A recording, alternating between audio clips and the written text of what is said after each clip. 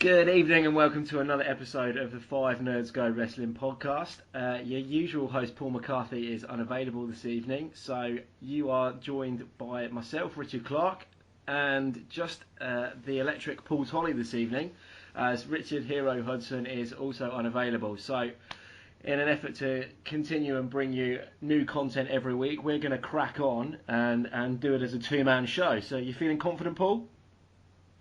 Let's go. Yeah. Great stuff.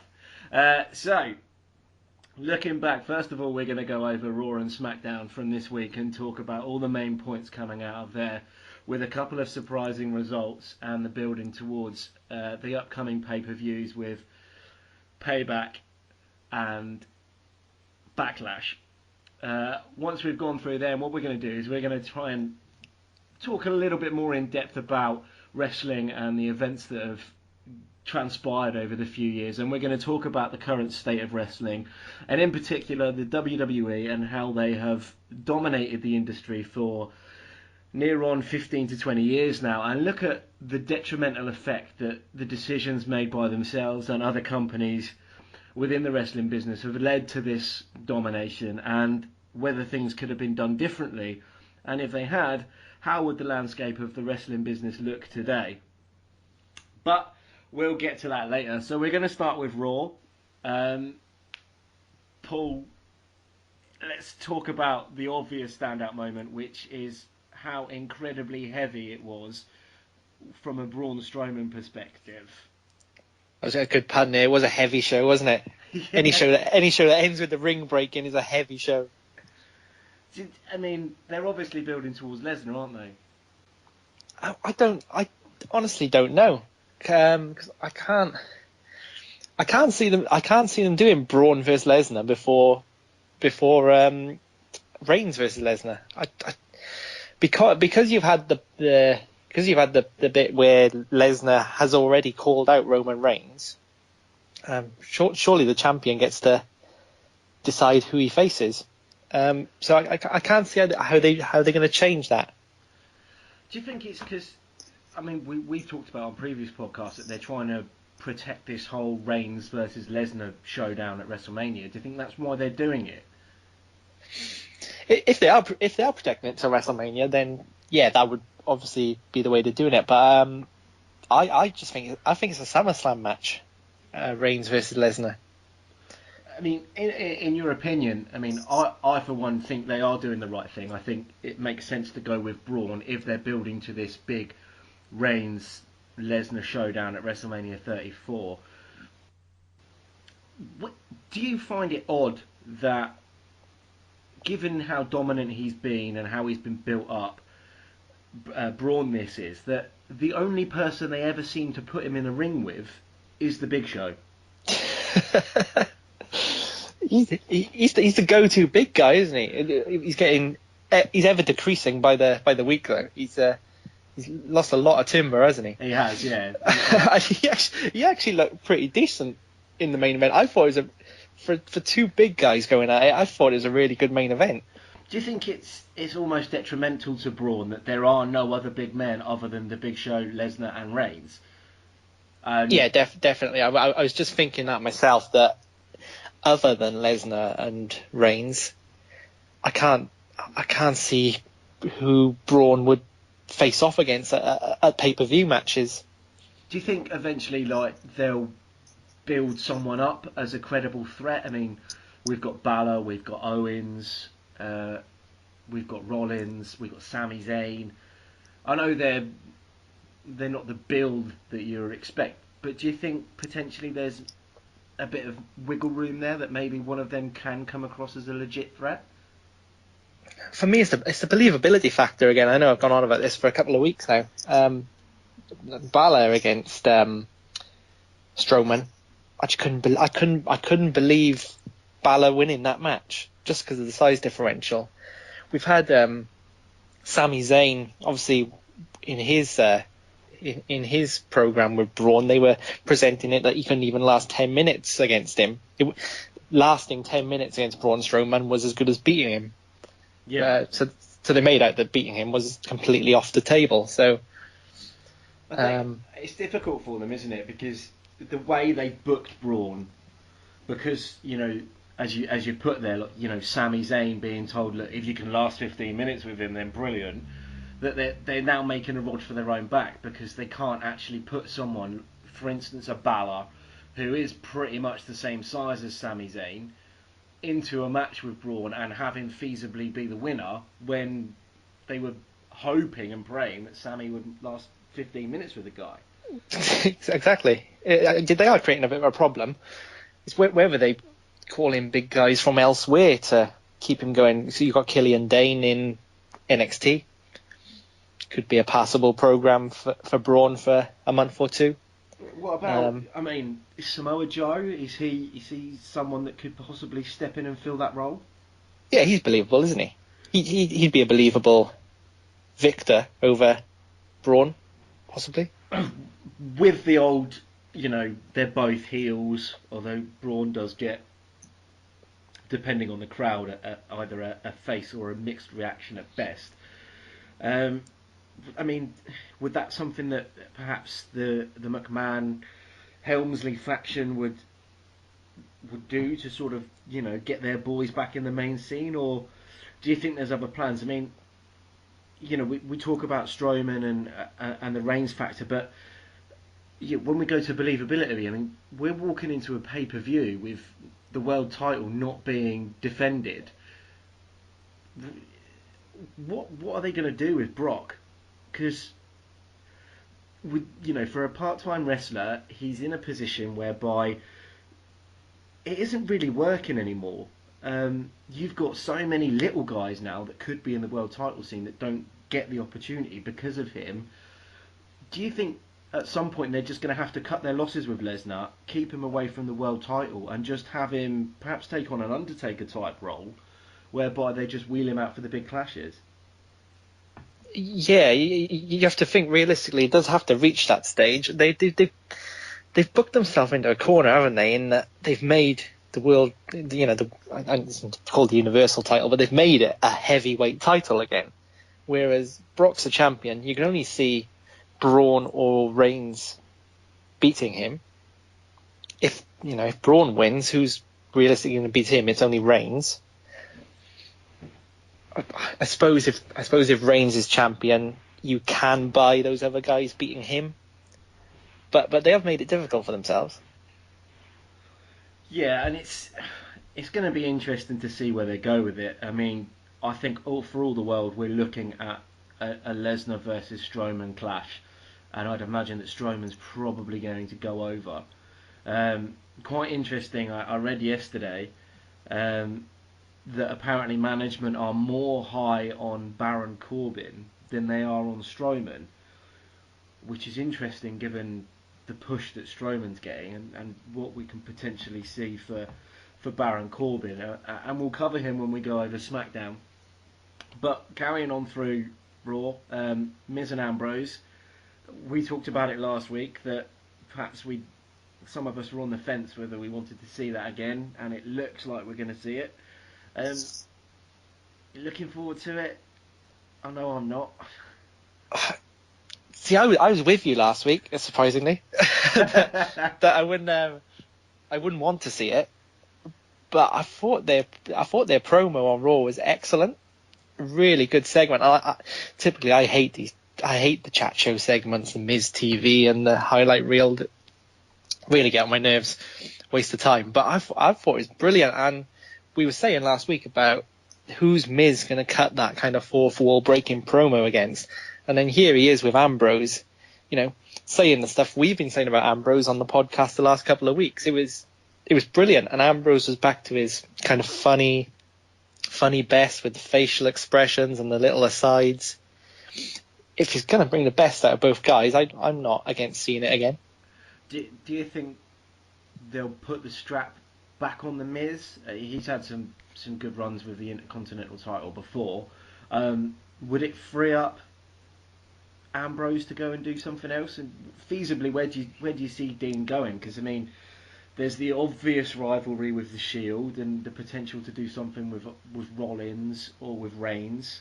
Again, if we're talking, believable characters to go up against the Lesnar or Strowman, Ambrose wouldn't be a bad shout, would he?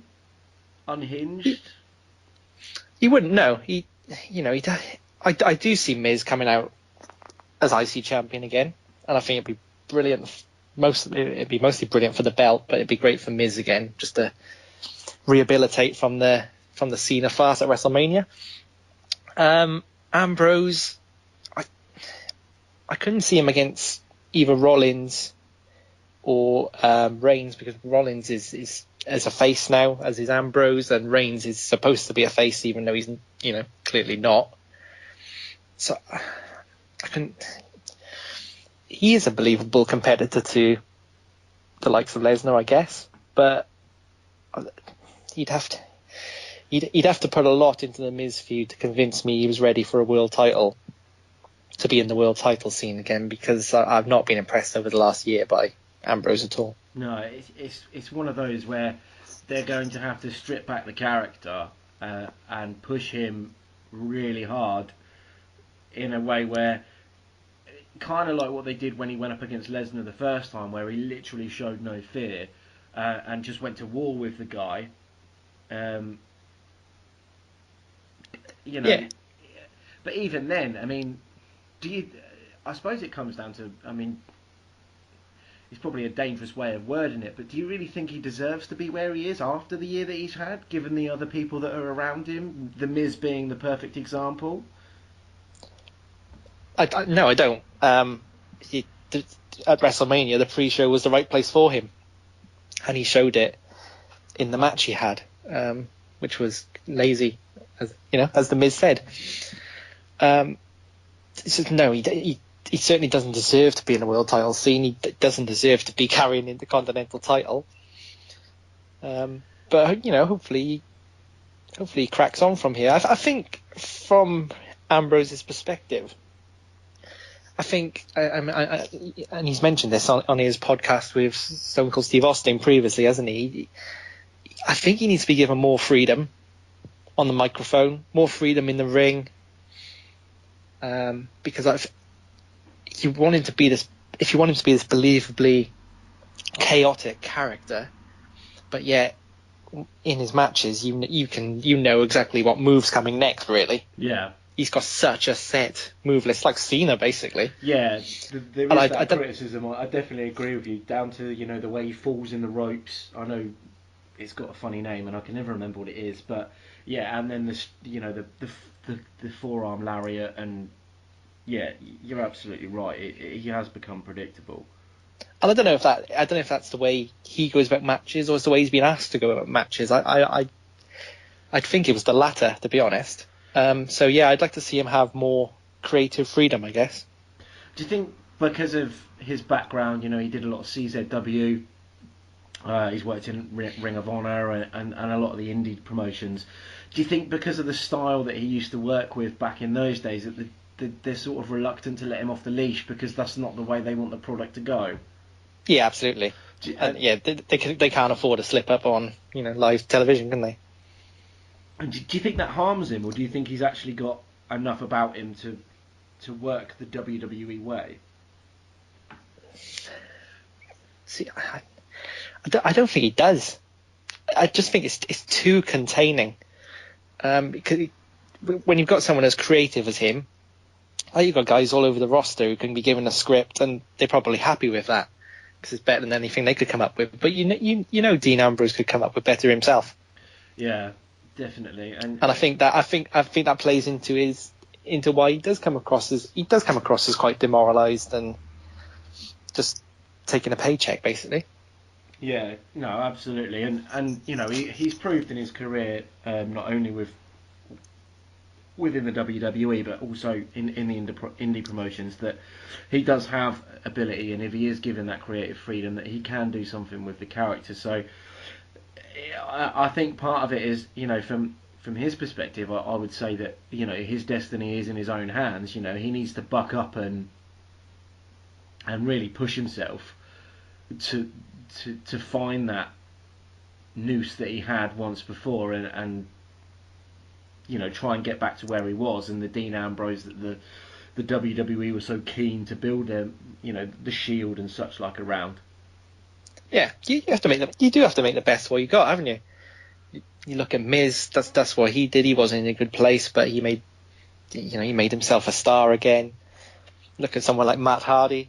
His career was over basically, and he just made something happen, and now he's back in WWE, tag team champion. You gotta put in the hard yards yourself sometimes. Yeah, and I wonder in the culture that we have in the WWE now, where they talk about locker room leaders, I wonder if he's the type of bloke that would actually say approach another colleague or such and such backstage and just say, look, the Miz, for example, and just say, listen, mate, you've been where I am, what can I do? How do I get back to where I want to be? Or whether there's perhaps an arrogance about John Moxley where he perhaps is too proud to go and do that, especially with someone like The Miz who had his reality-based background. Yeah, I think you're probably right there. The problem is he's been there, hasn't he? He's been world champion. He's had big WrestleMania matches. It probably would hurt his ego to go and ask for advice, but yeah, he can certainly do his some. Yeah, definitely, and it's going to be interesting to see how that plays out over the next few weeks, especially given that, this has taken place on SmackDown previously. And talking about SmackDown and a new member of the Raw brand, former SmackDown Women's Champion Alexa, she made her debut this week and is now the number one contender to Miss Bayley. Not surprised in the slightest, really. Much in the sense of Alexa becoming number one contender on Raw and Charlotte doing the same thing on SmackDown. What do you think about it all? Do you think it's the right decision, or do you think it's perhaps a bit harsh on someone like Nia Jax, who has been a big part of that division for the last few months? I was so happy with this result. I thought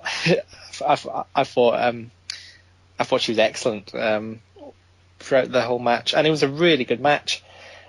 And what's happened on Raw the last 2 weeks, this has been utterly frustrating because the women have proved they can put on great matches, and both the matches at WrestleMania were a waste of time. It's a real shame.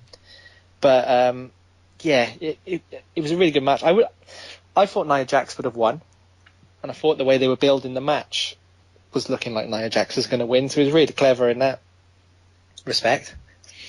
But yeah, Alexa versus Bayley is a really entertaining bout, isn't it? Yeah, definitely, and it's got the potential to be a bit of a show stealer, and it's something different to the dynamic of the Raw Women's division that we haven't seen before.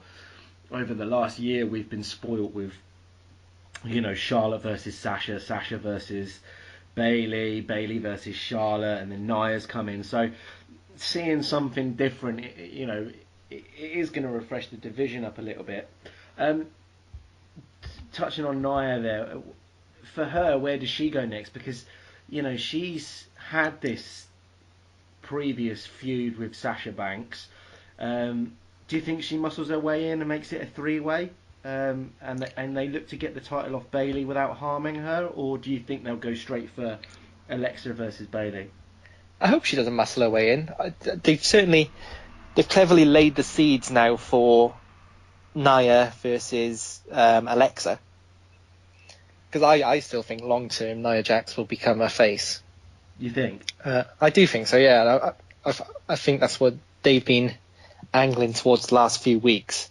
So if Alexa was to beat Bayley, to free Bayley up to go up against Sasha, and then Nia goes up against Alexa, I think you've then got the heel face dynamic that turns Nia into a face.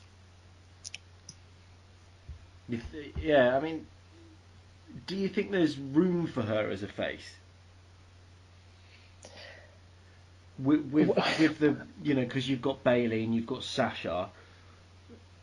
Well, I see with Bayley goes up, if Bayley does go up against Sasha, I don't know, maybe at SummerSlam, you'd have to assume one of them's turning heel, and it's not going to be Bayley. So then, yeah, that frees up the space then for for another face, which would be Nia. It's interesting. The Sasha heel turn that we all seem to think is coming is obviously going to be against Bayley. Do you think that Sasha's going to get the reaction that they want her to get as a heel? Because, I mean, Bayley got a huge pop when she joined the Raw brand, but if you look back, certainly over the last 6 months of Raw, I mean, Sasha gets some unreal pops, especially when she's won the world title. Do you really think that she's I mean, she plays a good heel, but do you think she's the heel that they need on Raw now? Is she going to fill that void that Charlotte left? I get the impression she could be a good heel. I've not. Was she heel in NXT? She was for a time, yeah. What was she like in NXT playing that role? She was very good, very catty. Yeah. A bit sort of, a bit gangsterish, a bit, abrupt and brazen. But she carried it well. And yeah, it's one of those gimmicks like, I'm not sure that it works on a massive screen. It's a bit like Enzo. Yeah. Enzo was massively over in NXT, but put him onto the main roster and he kind of looks a bit out of place because people are like, they find it brilliant the first couple of times, and it's like, oh, he made a funny joke. He said Deuce in the middle of the ring, and then you remember that Deuce was actually a tag team champion once before, and it just wears off really quickly. Yeah. And I think that might be the struggle with Sasha going down that route. Only time will tell. I mean, God help us, I just generally don't think there's a Bayley heel turn in her. Not unless they turn those inflatable while waking thingy-majigs, they'll all come out black. There's too much in the way of T-shirt and teddy bear sales and stuff for Bayley to ever become a heel. Yeah, definitely. But Alexa versus Bayley, that's the way they're going. So it's going to be interesting, and I think next week we'll certainly see whether they're going to try and force Nia into the equation and try and protect Bayley. Yeah, it wouldn't be a terrible thing if Nia gets in the match. I think they'd have a really good match, the three of them. Yeah. Talking about protecting people, we saw Chris Jericho versus Samoa Joe this week. Jericho taking a clean loss. Bit of a strange booking decision, really, given that he's going up against his friend Kevin Owens with the United States title on the line and the winner going to SmackDown. Is this just another sort of square peg round holes? It's just another one of those classic unnecessary Raw matches, isn't it? You don't need to give Jericho and Samoa Joe away for free.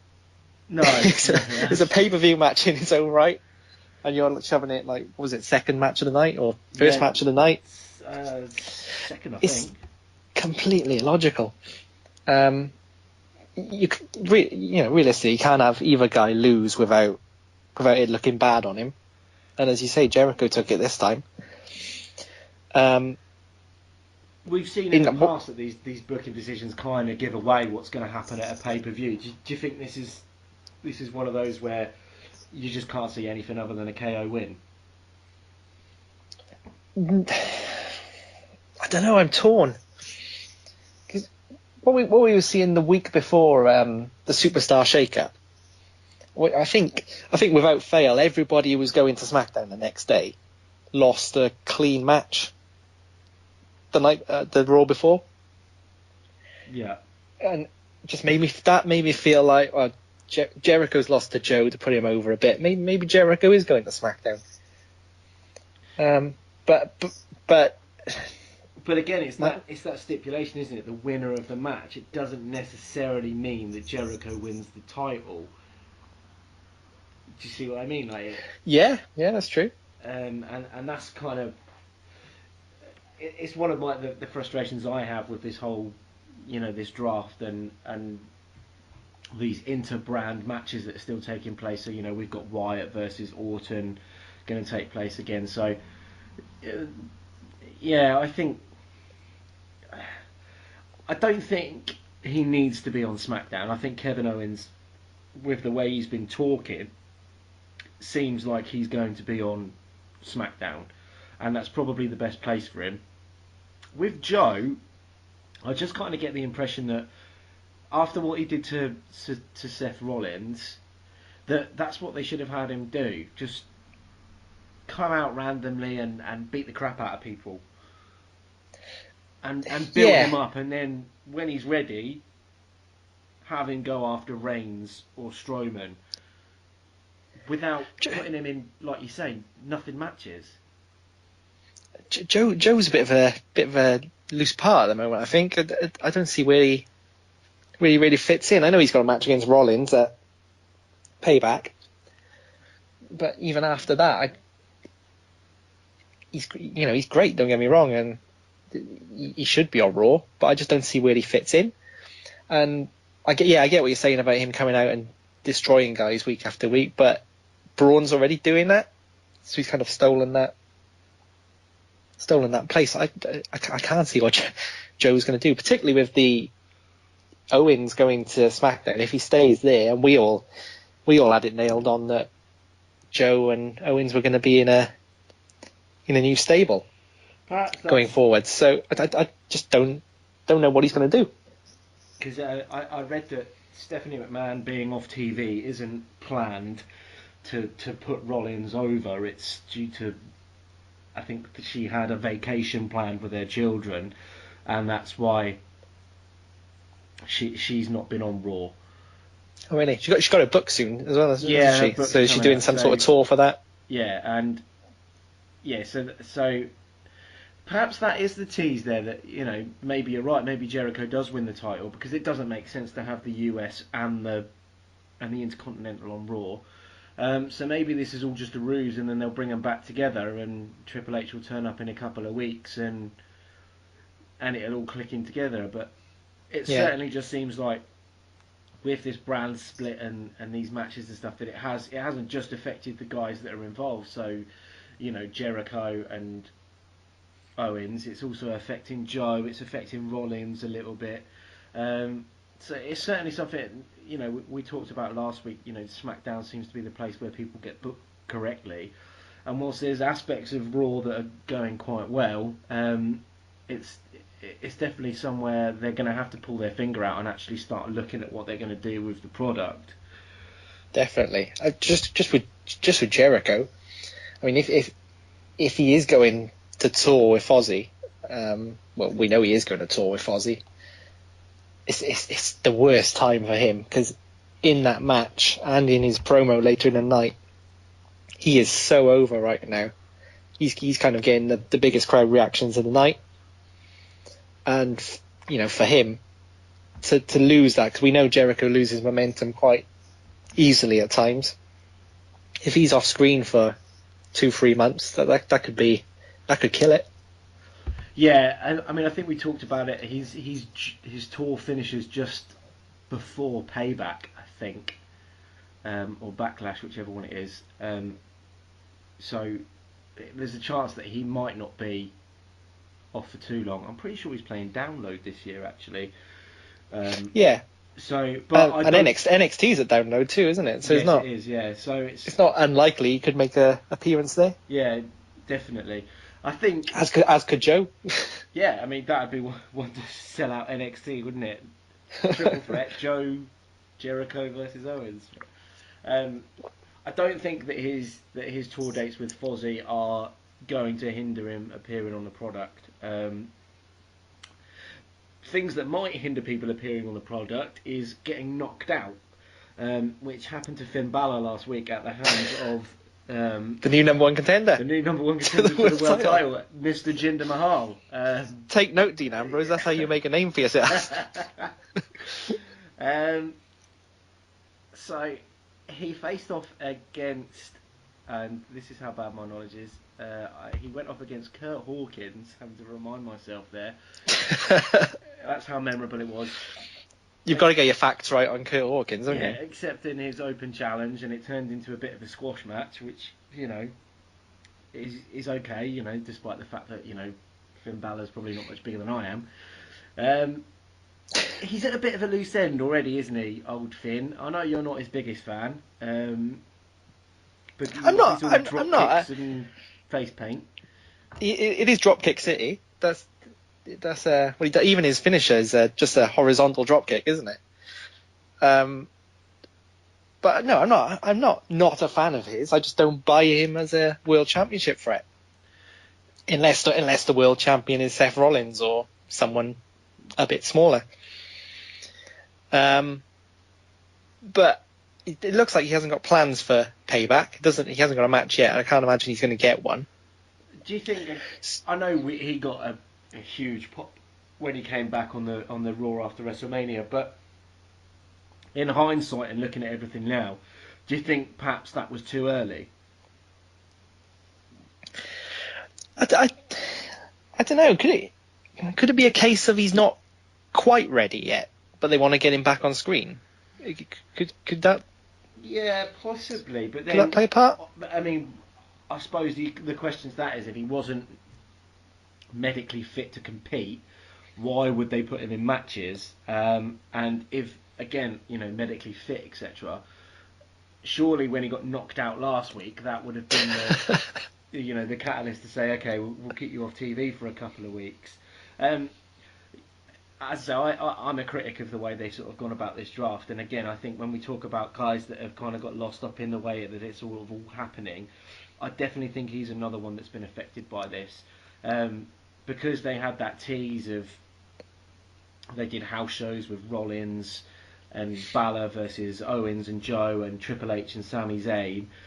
I think he's kind of on the outside of that again, because that was almost like the perfect angle for him to move into, and now it doesn't look like that's happening. No, but all those guys are still around. There's still plenty of potential feuds for him to go into that will all be entertaining. So yeah, I'm not entirely sure why he's back. Probably a month sooner than he should have been, if he's not going to be on the pay-per-view. Yeah. Because it's not looking very heavy, is it? From in terms of as pay-per-views go and wanting to sell it, I don't know about that. You've got Jericho Owens, Rollins and Joe. Are we getting Braun versus Reigns? Is that happening? Apparently we're getting that in an ambulance match. Ambulance match, great. I love them. There's only been 3 in history. Well, then you've got Wyatt v. There's only been 3 that have ever main evented a pay-per-view. All classics, though. Oh, yeah. King vs. Cena. Absolute classic. Yeah, absolutely, yeah. Wyatt v. Orton, which I'm worried is looking like another... Is that taking place? Is that not going to be a SmackDown one? Because Orton's the champion. But it's happening on Payback, isn't it? Is it? I believe so. Wow.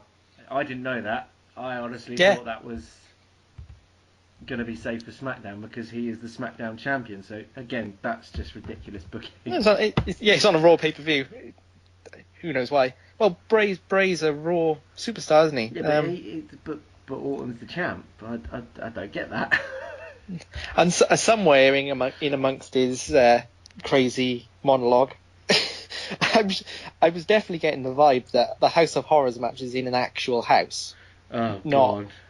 I assumed it was like crappy asylum match, or basically another name for weapons hanging above the ring match. But it definitely sounded like this match is going down in a house. Well, that's got disaster written all over it. Yeah. April 30th, Payback. It is, yeah. I'm genuinely gobsmacked at that. Why have they got the SmackDown title being... I understand that Bray's now on Raw, but... Yeah, I think someone needs to go up to Connecticut and just... Hello, yep, you made a mistake. I think you were fighting Randy. Yep, him. Yeah, that's it. Yeah, him. Yeah, no, he's on SmackDown. Yeah, the blue brand. Yeah, that's it. Yeah. No, you're welcome. Thank you. Would you completely put out the question that WWE wouldn't have Wyatt bring the title to Raw? I have. I've read a few rumours online, and I stress they are rumours, that there is talk that Wyatt could potentially win, and that they would unify the world titles on Raw to make the Undisputed Championship, and they'd bring the big gold belt back to SmackDown. The old WCW title. So they'd combine two titles and then just reintroduce another old one. Yeah. I'm hoping Logic. it's because they realise that the WWE Universal Championship is the shittest name for a world title since the 6WF Freeweights title. Well, you're not champion of the world, you're champion of the universe. Yeah, exactly. And obviously that's got to be on Raw. I feel like you should have a castle in a fantasy land and carry a sword on your back. You know, like something out of He-Man. You know, Brock Lesnar doesn't come to the ring with Paul Heyman. He comes on the back of a fucking unicorn. Made out of blood. It wouldn't be a bad thing though, would it?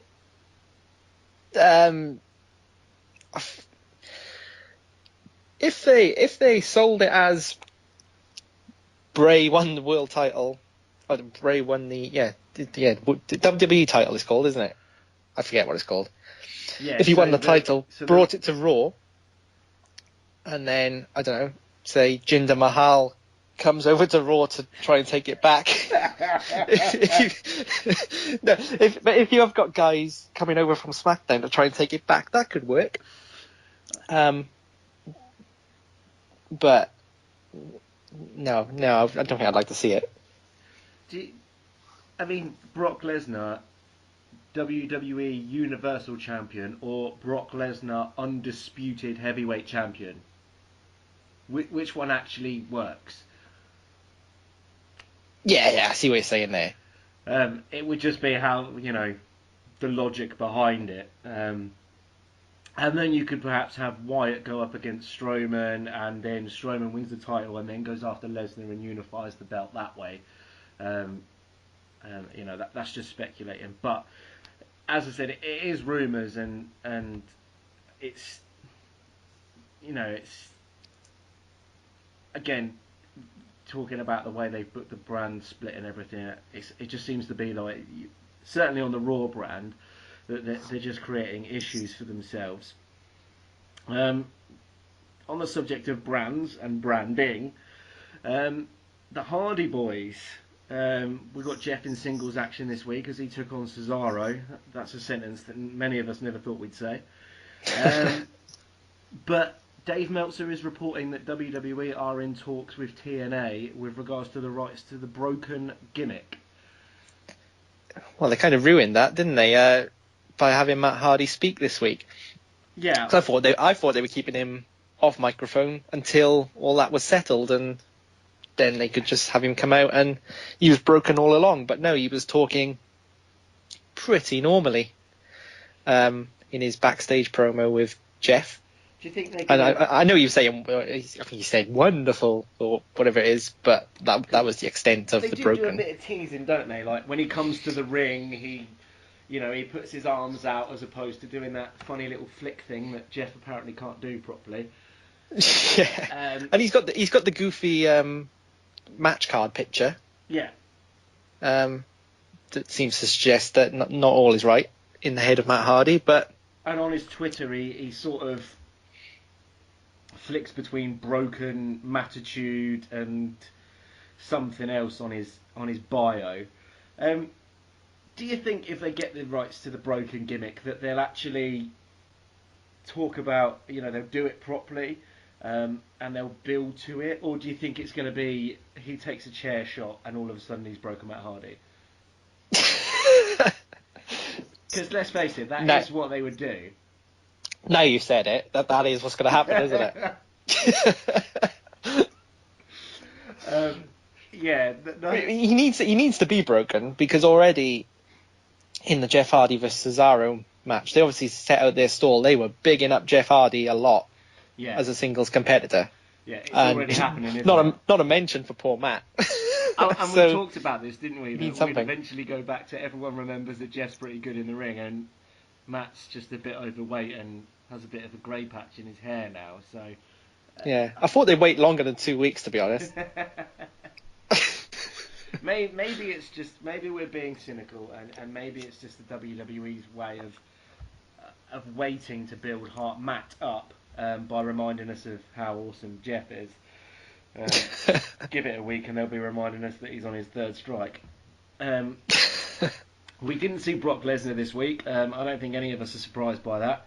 I say any of us, there's actually just two of us on this call. No, I wasn't surprised, though. No, you're spot on. I think none of us are going to really expect to see him this side of Payback. So we've covered the big talking points of Raw. For me, it was very much a thumbs down. I thought there were more bad points than good. How about you? Thumbs up or thumbs down for Raw this week? I'm giving it a thumbs up. Excellent. I did enjoy it. I thought it actually worked well as a standalone kind of TV show, if you like. It had a story throughout from start to finish that you don't often see with Raw, to be honest. Yeah. So I like the Braun angle kind of dominating the show. Excellent. It's good to see that we continue with this trend where we constantly disagree with each other. The only the only thing I say on Braun is if they do want to make him a proper heel, then we said last week, don't have him beat up Roman Reigns because that ain't going to make you a heel. Have him murder a small child. Well, yeah, Finn Balor. Don't have him stop the Golden Truth coming to a match because no one wants to see that. Have him go after proper face. Have him beat up Chris Jericho. Have him beat up Finn Balor. Did you see they made a United Airlines joke? Yeah. Just anything for a bit of despicable free publicity, isn't it? I have to say, was it Michael Cole who made that joke? Wasn't it Carl Anderson? Yeah, you're right, Carl Anderson. But Michael Cole has improved immensely. I don't know what's happened. I don't know whether it's just he stopped playing kind of he stopped being Michael the Cole. goofy heel role, and he's just actually commentating. But yeah, I've been impressed lately. Yeah, he's certainly growing into it a bit more. Perhaps it's because the King's not there. Hopefully, we stop seeing the douchebag Michael Cole and we get the Michael Cole who, on occasion, has actually been, superb and JR-esque when it comes to, the way he's called matches. I think I said it on one of the earlier podcasts, nobody says dirty deeds like he does. Let's move on and let's talk about SmackDown Live. We covered it in Raw, so I'm going to jump straight in there. It's the massive talking point. The big name that came over to SmackDown from Raw. The man from India, Jinder Mahal, is your number one contender for the WWE title. Literally, in my 4 weeks of being on a podcast, I never thought that I'd say that. As a wrestling fan, I never thought I'd ever say that. It's a joke, isn't it? Well, it's the magic of being touched by the three-man band, isn't it? Oh, right. You've got Drew McIntyre, he's number one contender in NXT, isn't he? You've got Jinder Mahal, number one contender for the SmackDown title. Just need Heath now he's on Raw, you never know. Well, maybe that's Brock's next competitor. Quite possibly. I mean, they have had interaction on Raw before, haven't they? Where Brock made quite a blatant point, which was that he didn't give a shit about his kids. Yeah.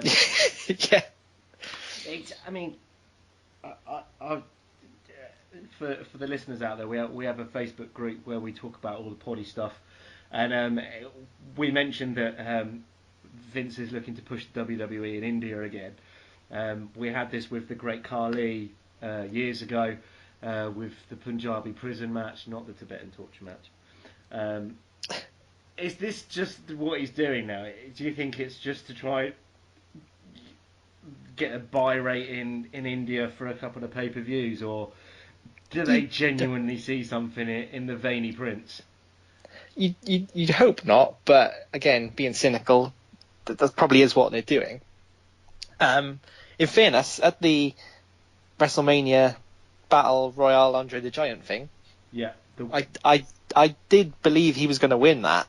Not from the offset, obviously, but as we got about halfway through, and it made a load more sense than Mojo Rawley winning.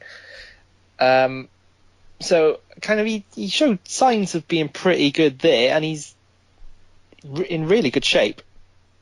He looks a lot bigger than he used to. Yeah, he's obviously worked on Whether his he should figure. be, yeah, whether he should be number one contender to a world title, I think that's a big leap. Yeah, But I'm not against him being a decent mid card talent. I mean, I think one or two things have happened. He's either going to get a mini push, and they're going to see what he does with it, because SmackDown is the land of opportunity, or Orton is going to squash him, and squash him quite badly, which some of us probably do want to see, because it's Jinder Mahal. Do you know what? I'm not even sure he has a finisher. I couldn't tell you what it is if he does. Just unbelievable. But we'll move on and we'll talk about someone who is a number one contender and probably deserves it. Charlotte came out at the start of Raw, and I mean, this was a brilliant opening segment, and the crowd were really behind it.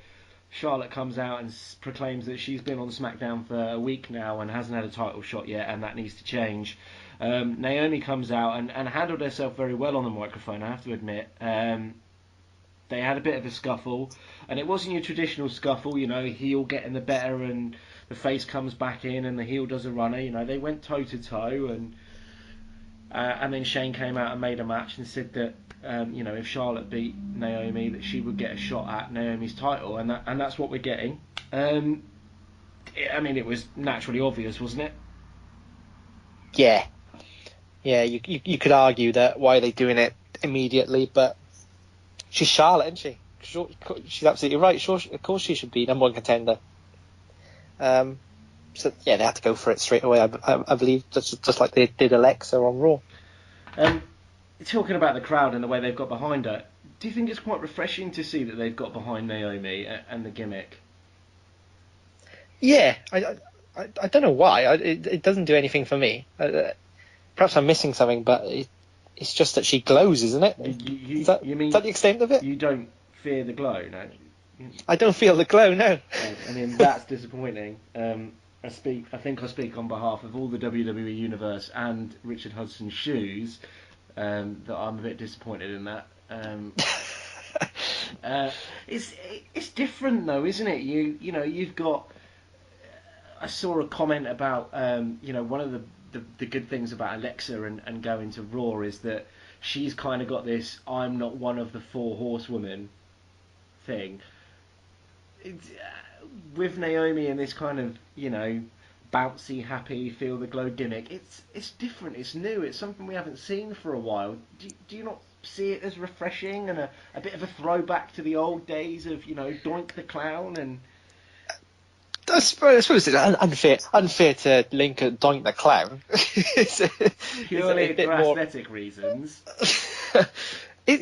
I suppose it's a spectacle, isn't it? And kind of in wrestling, the entrances is a big part of it. I think it certainly helps Finn Balor. So in that respect, it's just how long the spectacle of an entrance can last for, and where does she go beyond that? Yeah, true. It's always a difficult one, gimmicks, come and go. But she's got potential, and I think she's doing well, and she carries herself well in the ring. So a feud against her, between her and Charlotte, rather, definitely offers some potential. It should be a decent match, and she's come a long way from being a funkadactyl. I'll give her that. Yeah, they're teasing as well on SmackDown that the other heels, who basically everyone who's not Charlotte, is not happy that she's come in. So we're seeing a bit of a clicky Natalya, Tamina, and I can't remember the other bird's name. But they're not happy about it. Yeah. So I can, perhaps we're going to get a bit of a faction there as well, which might see, some of the other ladies in that division getting a bit of TV time, because I've seen some criticism online with regards to Tamina, who's basically done absolutely nothing for the last year, and then turns up on SmackDown and looks absolutely no different to what she did the last time she turned up on Raw or SmackDown a year ago. I genuinely believe Tamina was just introduced so Shane McMahon could do his joke about. Do you think being a second generation superstar and all that? This might just be me because I'm a bit, twisted in the head, but did you not think it was a bit strange that they tried to give this big entrance to Tamina referencing her father, who had recently died, whilst on a charge for murder? I mean, like, people like me, we still watch the product and actually know what goes on in real life, and so you still thinking that he can't be talking about Ginny. There's no way he's talking about the snooper fly. The guy only scrapped a murder charge because he's not all there in the head. And McMahon's not going to let... It's Tamina Snuka. What have they done? Good Lord. A McMahon's not going to let that get in the way of a good joke.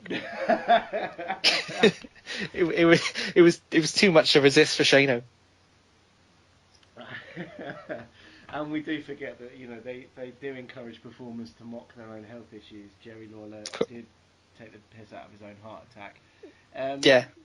What you're saying there though about a faction, that would be good because it would give it kind of a distinction from Raw. Yeah. Because they can't compete with Raw on kind of the amount of talent that's in the division. So I think they do have to do something a bit different. And I know last week we were talking about Lana and my fears that she was going to be called up as a wrestler. She is going to be called up as a wrestler. Yeah, there was a picture that Charlotte posted on her Facebook where she's kind of stood in front of the SmackDown Women's division, and Lana was one of them. Yeah, have you seen the pictures of Lana in her wrestling gear? No, I haven't. No. Jesus wept. I mean, wow. But that's for another podcast. It would be something different on the SmackDown roster, and like you say, it'd be something different that they've got on Raw. And they talk about Charlotte's genetically superior, so it's certainly something to rub up the heels the wrong way, and give them something to work with. Talking about people who don't really have anything to work with at the moment, Sami Zayn. Not really the best of weeks for him, is it, since he's moved over to Smackers?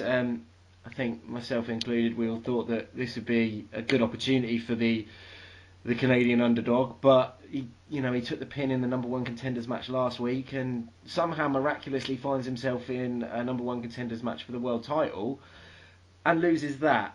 Who to? Who did he lose it to? I think, and you can quote me on this, it was Jinder Mahal. Jinder Mahal? Yes. Wow. Jinder Mahal. Unbelievable. I have no idea what Sami Zayn's done. I like you.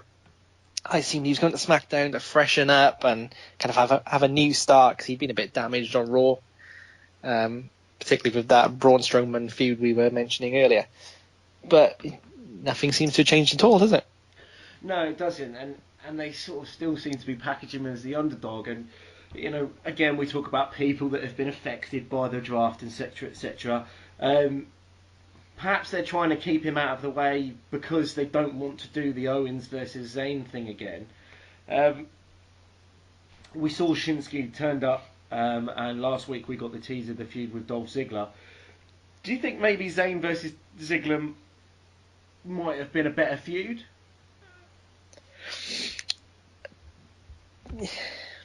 Than Nakamura versus Ziggler. Yeah, so last week we got the tease of Nakamura versus Ziggler. Yeah. Do you think that actually Sami Zayn might have been a better foil, given what the way he'd been portrayed on Raw, that going up against Ziggler would have been a good move for him, rather than Shinsuke, and maybe put Shinsuke with someone else, like Kevin Owens, for example? I don't know is the honest answer to that. I like the thought of Shinsuke versus Dolph. So now that they've kind of put those plans in motion. I wouldn't want to see that disrupted. But you're right. Dolph would be a good foil for Sammy. Who else would be? Well, that's the thing. Again, I don't know. I mean, put him in a tag team with Mojo Rawley. No, not appealing to me either. It's just he's really struggling, and the guy's got so much talent, and he's over. He's got a good look about him. It doesn't make sense, does it? No, he's got all the tools and everything, but for some reason they just can't find anything to do with him.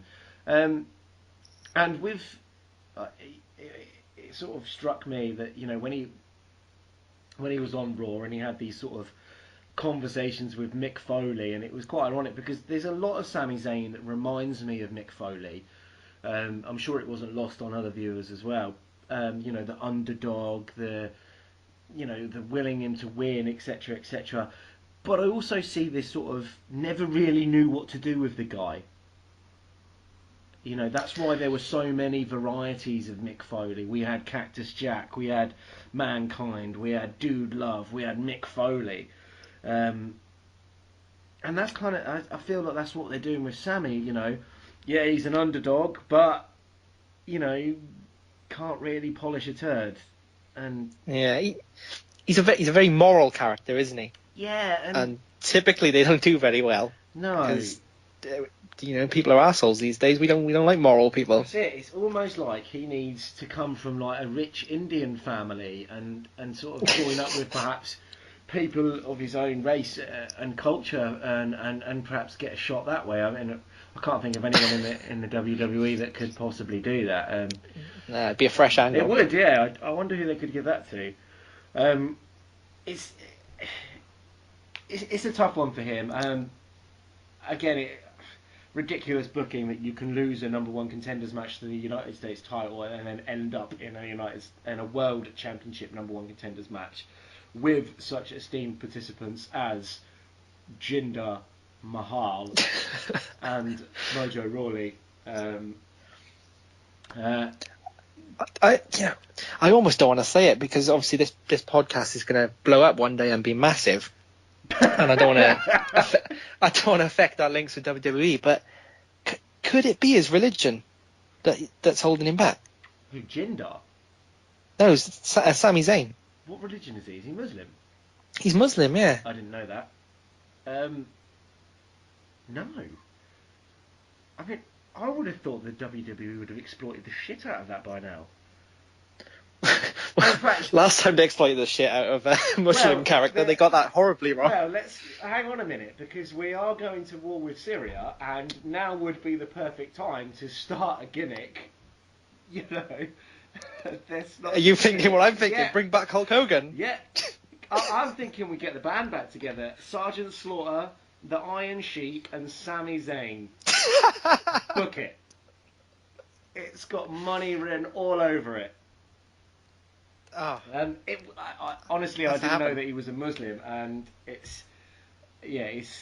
don't think it would hold him back because they do the bully campaign and they're all for gay pride and things like that. So I'd be very surprised if that was the reason for it, especially as they're pushing I say a Muslim, a Hindu character in Jinder, who's ironically from Canada. I'm not convinced. I just honestly think they've just got nothing for him. And I'm clutching at straws because I can't think of an explanation. And I hope they find something for him soon. Otherwise, he is going to be wasted as a talent. And Vince, if you're out there and listening, for the love of God, do not bring back Sergeant Slaughter, the Iron Sheik, and do the whole Syria angle that you did back at WrestleMania 4, I think. Because it's not going to work, mate, honestly. No, next year. I really hope he's not listening. Yeah, because, if that's going to happen, then Donald Trump will become president, and nobody wants to see that. With Jinder winning, obviously, we touched on it during the Raw discussion. Do you think that's a sign that Orton's not losing the belt at Payback?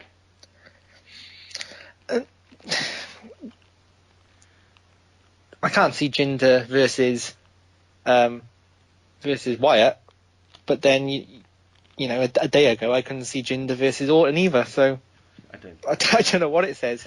You're probably right. Yeah. Not being able to see it and not wanting it are pretty much the same thing.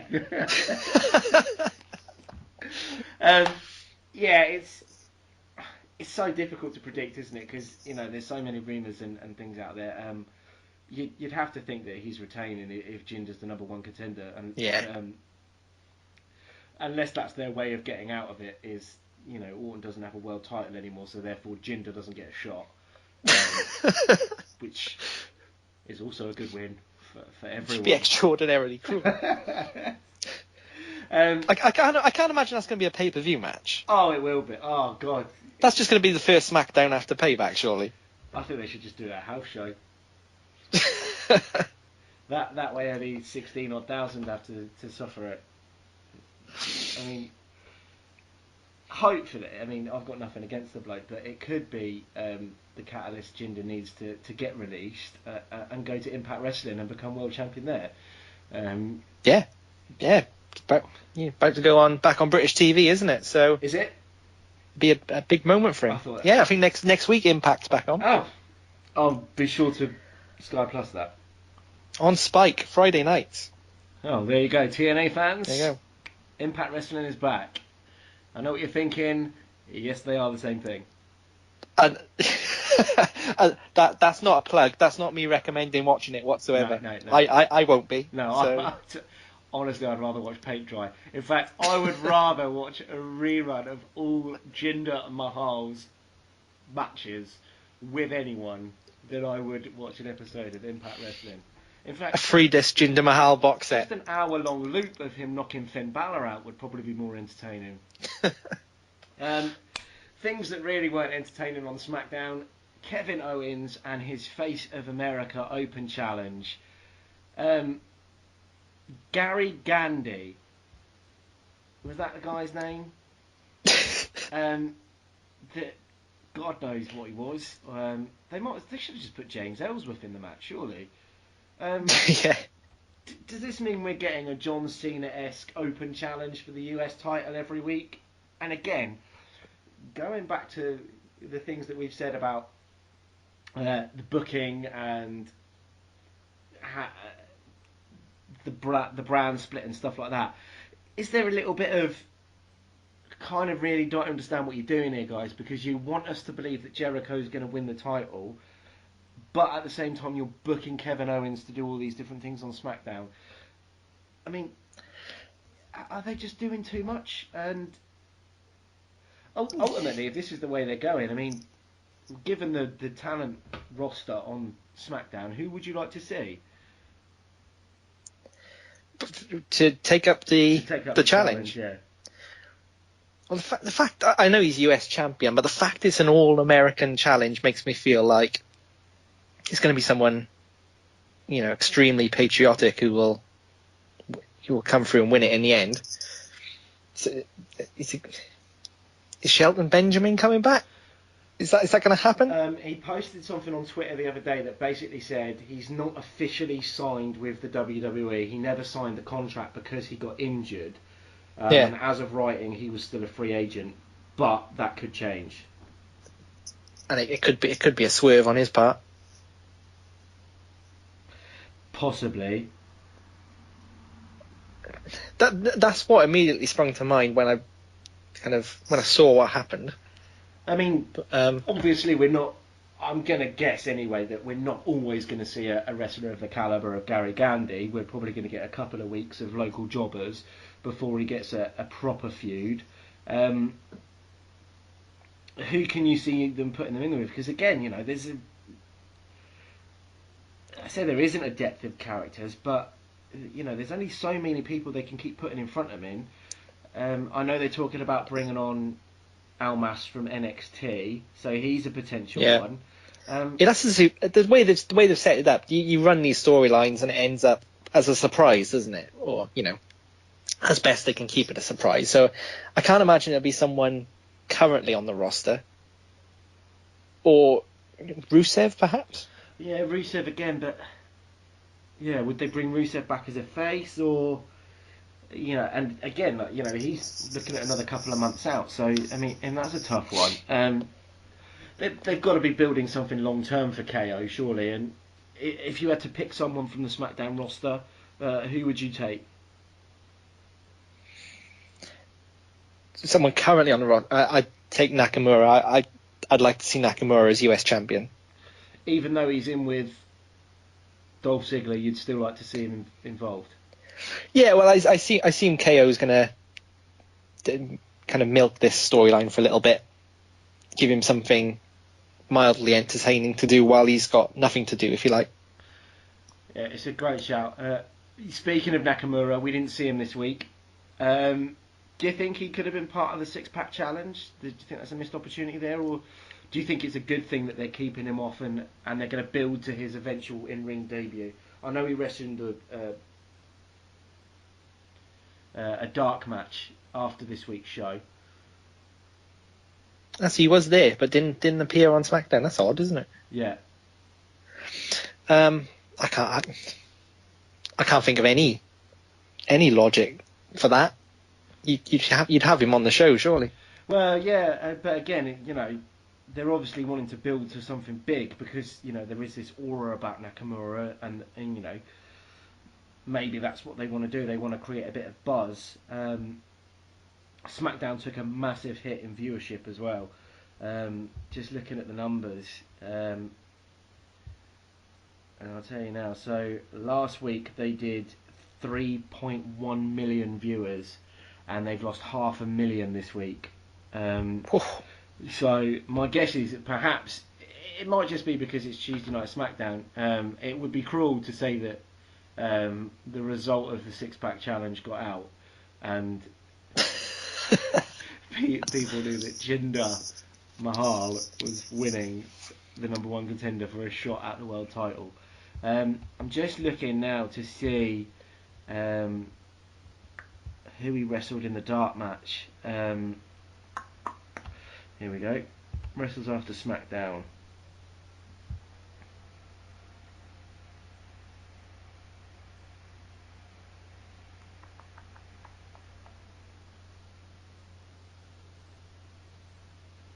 He beat Dolph Ziggler.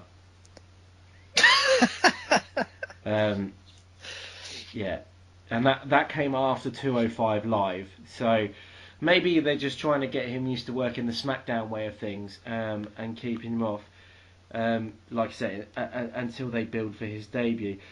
What's interesting, and this is on the same post as the Shinsuke dark match thing, is that we didn't touch on it, but the two guys that helped Jinder Mahal in the six-pack challenge are the Bollywood boys from NXT, and apparently they've dropped that gimmick and are now being called, wait for it, the Singh Brothers. The Singh Brothers? Yes. Obviously. Yeah. If that's not racial profiling, then I have no idea what it is. Yeah. Just, there are literally no words. Well, yeah, what do I say about that? They're called Gerv and Harv. Gerv and Harv? Harv's not Indian. Harv's what you call your American neighbour. Ty Dillinger wasn't on SmackDown either, which bit strange again, because he'd come into sort of quite a big song and dance. Yeah, and he's going back for a match at NXT, isn't he? Yeah. Against, well, I assume it's already filmed, against Eric Young, isn't it? Yeah, that's his sort of farewell, because they did the curtain call type thing for him afterwards, which they did with Shinsuke a couple of weeks back. So that might be related to it. Maybe they were pretending that that NXT is live. Well, quite and using that. Yeah. There wasn't really a lot else to cover through SmackDown.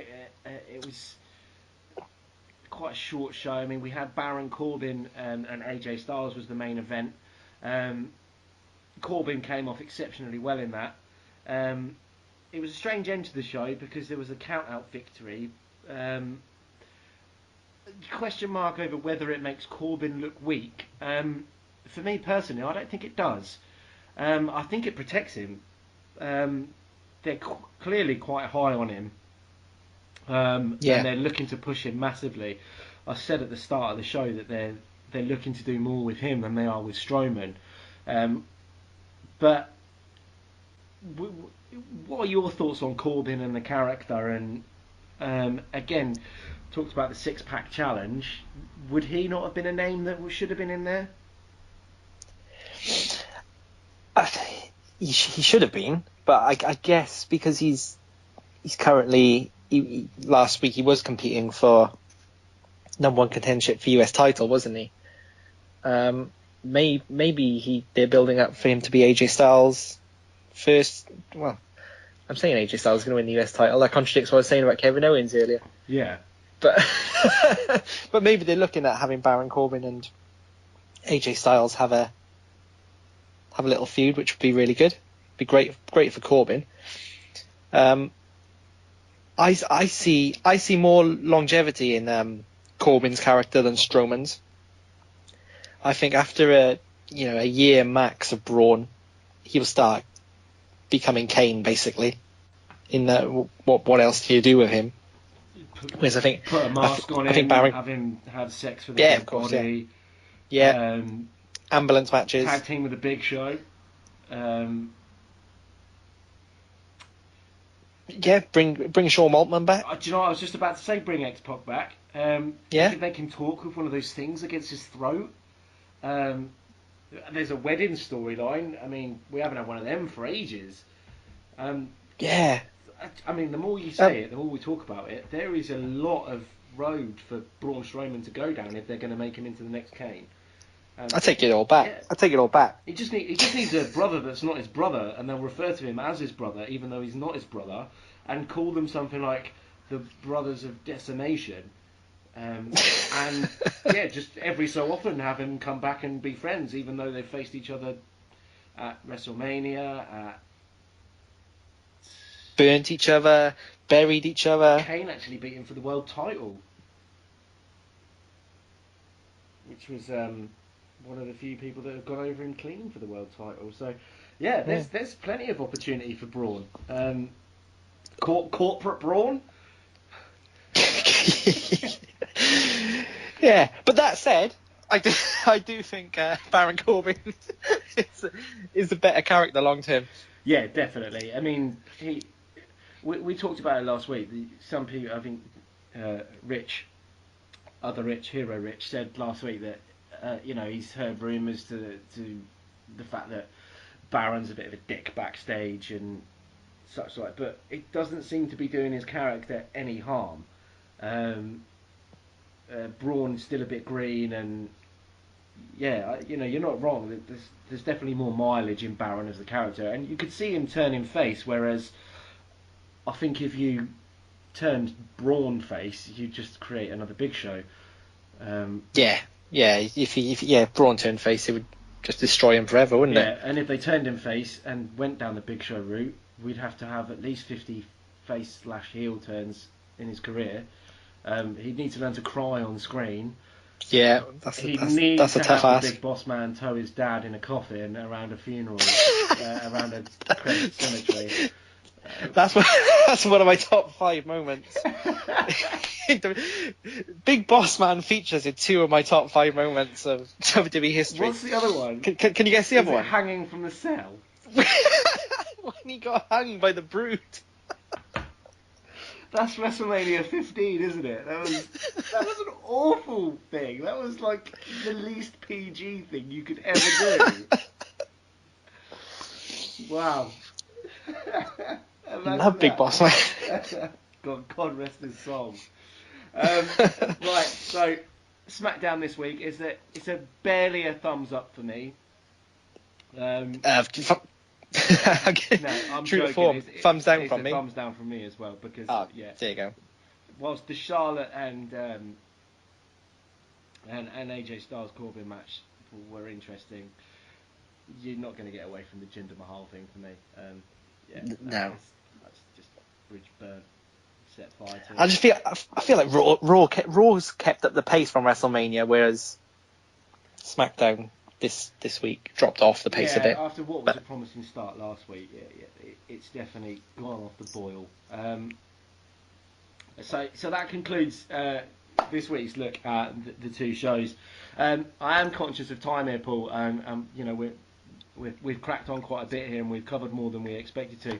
So what we're going to do is we're going to leave the discussion on the state of wrestling and the industry, and we're going to save that for next week's podcast, when hopefully we'll have Rich and Paul McCarthy back, and we can look at the state of wrestling in depth then, and get some. I think that makes sense, because the state of the industry is going to look a lot brighter when Jinder Mahal is world champion. Absolutely, and you can put all the rupees in the bank on that.